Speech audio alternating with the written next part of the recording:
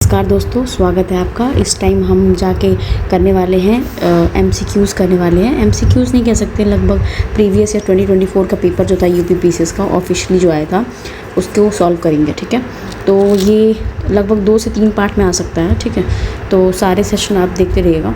तो पहले स्टार्ट करते हैं। ठीक है, पहला क्या बोल रहा है कि अरेंज करना है, फिर से क्रोनोलॉजी में अरेंज करना है। ठीक है, तो जो रघुनाथ राव, बाजीराव और नारायण राव, बालाजी विश्वनाथ राव, ठीक है, इन सब के बारे में बिल्कुल पढ़ेंगे। 4, 2, 3, 1 है, लेकिन हम सबसे पहले वो देख लेते हैं इसके एक्सप्लेनेशन में। देखो, सबसे पहले जो बाजीराव थे, सबसे पहले वाले, ज़्यादा क्या होते हैं, बालाजी विश्वनाथ थे। याद रखिएगा, बालाजी विश्वनाथ सबसे पहले 1713 में पहले पेशवा बने थे। ये पहले पेशवा थे, याद रखिएगा।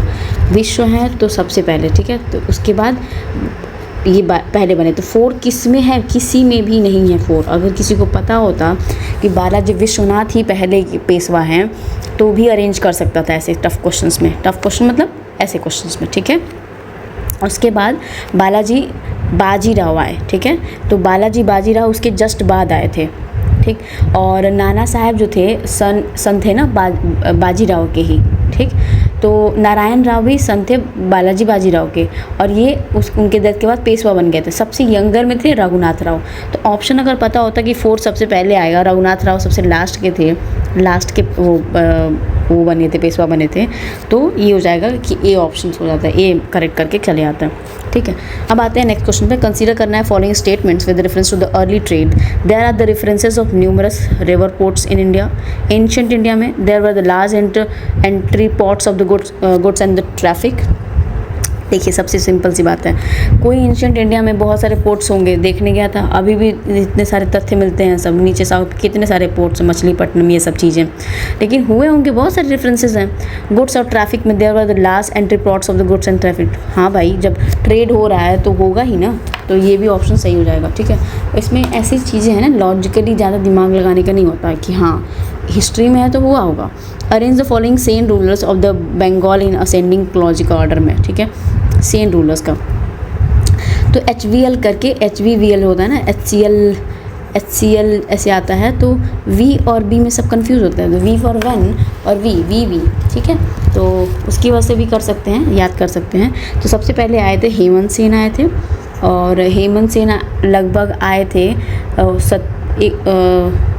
1010 में आए थे शायद। उस टाइम 96 में तक रहे थे। सेन डायनेस्टी के यही फाउंडर थे, इसलिए याद रहता है। सेन डायनेस्टी के जो फाउंडर थे यही थे, और फ्यूडिटरी थे पाला एम्पायर के। सेन वैसे भी डायनेस्टी फ्यूडिटरी थी, पार्ट थी पाला एम्पायर की। उसके बाद आए थे विजय सेन आए थे, ठीक है। तो वो 1000 से लेके थे, ये भी इस्टेब्लिश किए थे। सेन को डोमिनेंस ज़्यादा था बंगाल और बिहार में, विजय सेन में, तो विजयी भवा टाइप्स का। तो HVBL। फिर आते हैं बल्लाल सेन, लक्ष्मण सेन सबसे लास्ट में थे। इसका जो आंसर रहेगा 3412 हो जाएगा। क्या हो जाएगा? 3412, ठीक है। अब आते हैं नेक्स्ट क्वेश्चन पे। बोल रहा है कि consider the following statement with reference to the Bairam Khan. Bairam Khan के एस्पेक्ट में बताइए। Akbar gave the title of Khane Khana to Bairam Khan. This title was not given at the time of the appointment of the Bairam Khan as the wazir. अरे क्यों ना, क्या पता उसी टाइम दे दिया गया हो ये टाइटल, तो ये गलत हो जाएगा ना। और अकबर ने टाइटल दिया था, अकबर ने बहुत लोगों को कितने सारे टाइटल दिए हैं, वकील, सिपाही सार, इत्तिजार और ये सब चीज़ें। और अकबर के टाइम मनसबदारी सिस्टम स्टार्ट हुआ था, याद कर लीजिएगा, मनसबदारी सिस्टम अकबर के टाइम हुआ था। और ये specially second battle of Panipat में हेमू के साथ लड़ा था। तो इसके रिस्पेक्ट में सेकंड बैटल जो था पानीपत में था विद हेमू, याद कर लीजिएगा, विद हेमू। और ये 1556 के अप्रॉक्स हुआ था, ठीक है। मिर्ज़ा अब्दुल रहीम खान भी वो थे, ठीक है, मिर्ज़ा जो गालिब अब्दुल रहीम खान वाला। और अकबर, राजा बिरबल, अबुल फजल, फैज़ी, आगे अभी अरेंज करने के लिए आता है, फैज़ी, राजा मान सिंह, राजा तोडरमल, ये सब। और ये मुल्ला दो प्याजा, फ़कीर अज़ीउद्दीन और अब्दुल रहीमो खाना, ये सारी चीज़ें टाइटल्स मिले थे, ठीक है। तो मनसबदारी स्टार्ट हुआ था, ये सारी जो नॉलेज हैं, तो इसमें सिर्फ और सिर्फ जो हो जाएगा, सिर्फ और सिर्फ पहला ही सही है। अब आते हैं नेक्स्ट क्वेश्चन पे। Right in descending order of the state on the basis of the population जो सेंसस हुई थी 2011 की, सबसे इंपॉर्टेंट सेंसस मानी जाती है। तो इसकी वजह से 3 सबसे पहले आएगा, 3 उत्तर प्रदेश है, ठीक है, याद कर लीजिएगा। डेंसिटी के बारे में बात किया है, अब चेंज हो गया है। ठीक है, डिसेंडिंग ऑर्डर में करना है, पॉपुलेशन के, सॉरी डेंसिटी नहीं बात किया है, 3142 हुआ, ठीक है, पहले थर्ड ही आएगा, उसके बाद 1 आएगा, 3 के बाद जस्ट बिहार है, तब वेस्ट बंगाल आएगा ना, ठीक है।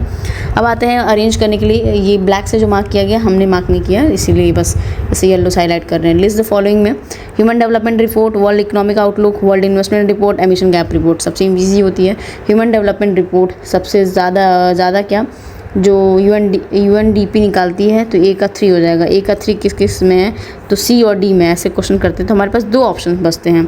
फिर वर्ल्ड इकोनॉमिक का आउटलुक है, तो इकोनॉमिक आउटलुक का स्टेबिलिटी, फाइनेंशियल स्टेबिलिटी, ये सब चीज़ें आईएमएफ देखता है, तो ए का हो जाएगा 3, तो बी का हो जाएगा 1, तो हमारे पास आंसर हो जाएगा। पर वर्ल्ड का इन्वेस्टमेंट जी है वो होता है, ये ट्रेड डेवलपमेंट करता है। एमिशन का गैप रिपोर्ट यूएनईपी करता है, ठीक है, emission gap report, adaptation report, ये सब यूएनईपी करेगा।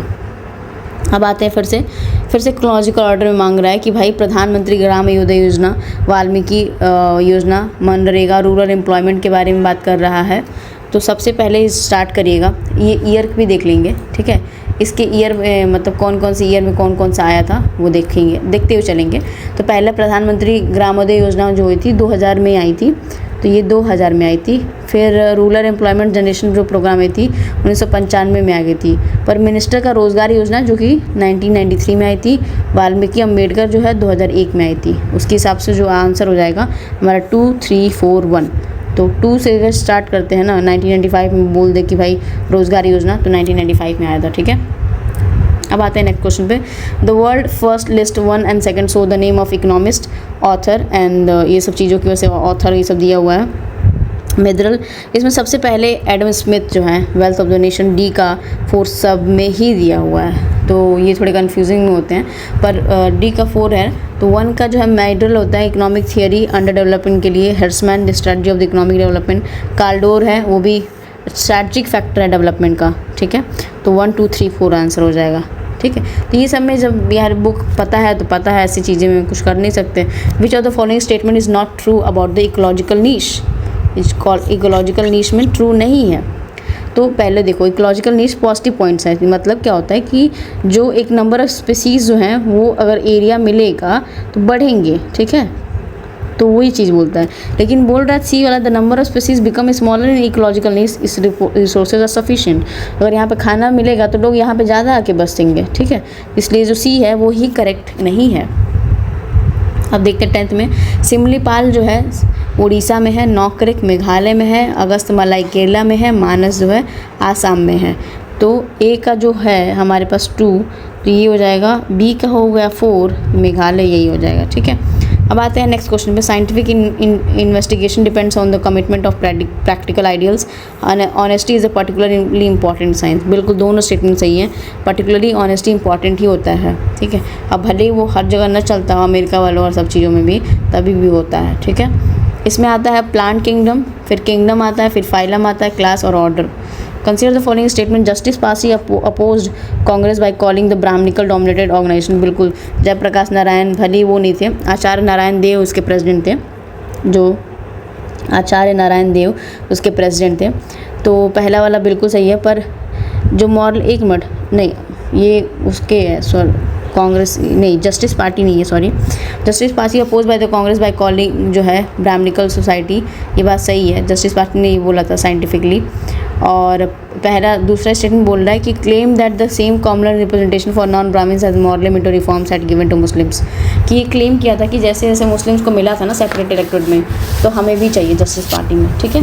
तो एक तरह से मुस्लिम बीज बो ही दिए थे दुश्मनी का, तो बिल्कुल 1 और 2 सही हो जाएगा। अब आते हैं नेक्स्ट क्वेश्चन पे। Consider the following statement with reference to the workers and the peasant party की वजह से। द वर्कर और peasant party was formed in 1927 and was given form of an all India organisation, ठीक है। Worker और peasants की ये हुआ था, जो हुआ था वो लगभग इसी टाइम में हुआ था अर्लियर, और 1927 में ऑल हो गया था। पहले 1925 में फॉर्म हुआ था, लेकिन ऑल जो स्टेटमेंट मिला है वो सही बात बोल रहा है। The objective of this party was to work within the Congress so that it could be made a more revolution inclined party and organization of the common people। बिल्कुल दोनों सही है। Consider the following events and arrange them in a chronological order। East India association, Indian society, Indian association, सब में हमें chronological लगाना है। East India association 1886 में दादा भाई नौरोजी जी किए थे। और जो नेशनल इंडियन सोसाइटी है वो अलग बात है। और फिर 1870 में हुआ था नेशनल इंडियन सोसाइटी,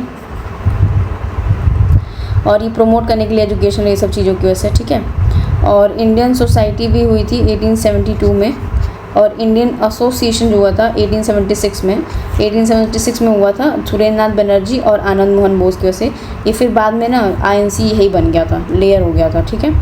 और नेशनल इंडियन एसोसिएशन जो है आनंद मोहन बोस और शिशिर कुमार घोष, ये दोनों लोग मिलकर बनाए थे। ऊपर दादा भाई नौरोजी हैं। तो जो सबसे मतलब इसमें राइट क्या होगा कि सबसे पहले कौन आएगा, 1872 हो गया, 70 हो गया और 86 भी हो गई, ठीक है। तो इसमें सबसे पहले वाले में क्या बोल रहा है, अरे मतलब ईस्ट इंडिया एसोसिएशन में ये एक ईयर हो गया, तो ये हो जाएगा पहला। तो हमारे पास 1886 सबसे पहले आया था। तो 1, अच्छा हाँ 1 तो सब में है, लेकिन C काट देते हैं तो हमारे पास ये राइट हो जाएगा, ठीक है। तो अभी तक यहीं रखते हैं, फिर ऐसे शॉर्ट में वीडियोज़ में बनाते रहेंगे। और इसको मैं कंटिन्यू तभी करूँगी जब आप लोग को वो रहेंगे वॉच करेंगे, ज़्यादा शेयर करेंगे। Thank you so much.